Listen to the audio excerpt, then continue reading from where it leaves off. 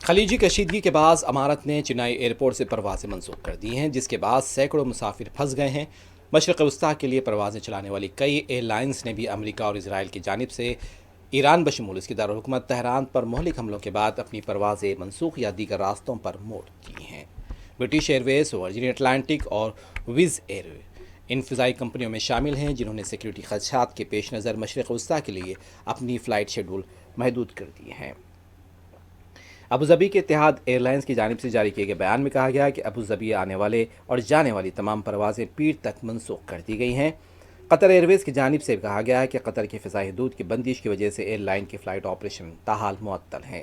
سعودی year lines نے بھی پیر کی شب 12 بجے تک اپنی فضائی آپریشن معطل رکھنے کا اعلان کیا ہے، اور ایمریٹس ایئر لائن کے مطابق دبئی آنے اور جانے والی تمام پروازیں 2 مارچ دوپہر 3 بجے تک کے لیے ملتوی رہیں گی۔